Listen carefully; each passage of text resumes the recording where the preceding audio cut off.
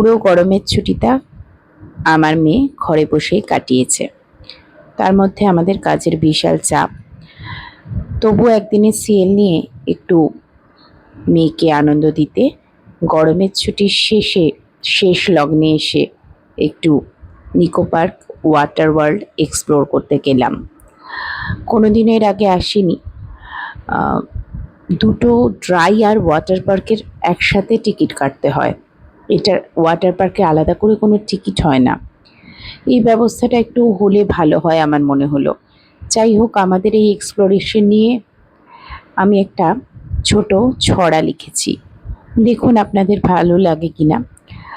আসলে যত বড় ভিডিও তত বড় ছড়া তো লেখা যায়নি, সেই জন্য সামনে কিছুটা আমার বক্তব্য জুড়ে দিলাম। ভালো লাগলে জানাবেন কিন্তু।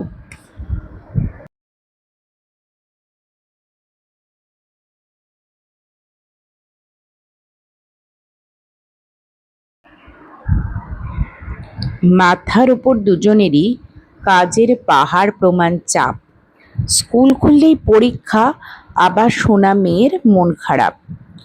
কেউ গেছে পাহাড়ে তো কেউ সমুদ্রে, আমরা কোথাও যাব না মামাম, বললেন তিনি কেঁদে। তাই কি করা, অগত্যা একটু কাজে দিলাম ফাঁকি। একদিনের ছুটি নিয়ে ওয়াটার পার্ক গেলাম। আর কি, নিকো পার্ক অনেকবারই গেছি এর আগে, কিন্তু ওয়াটার ওয়ার্ল্ড এক্সপ্লোর করিনি কোনোভাবে। তাই এই গরম দিনে জলের মজা নিতে কাঁটির করে খরচ করে বেরিয়ে এলাম সবে। মেয়ে জুড়ল কান্না, ভয় পায় সে রাইড চড়তে। আমরাও কেউ পালোয়ান নয়, বুক আমাদেরও ফাটে। সেজন্য ছোট করে করলাম এক্সপ্লোরেশন।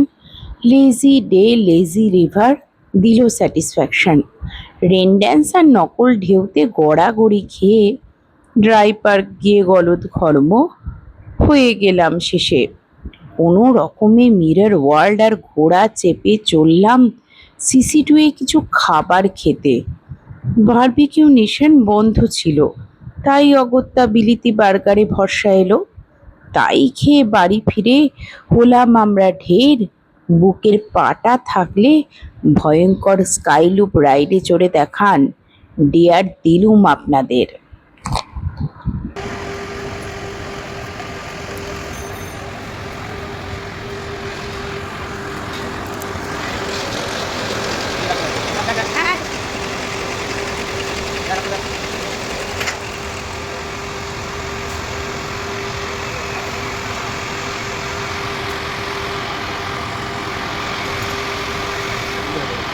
ঠিক আছে।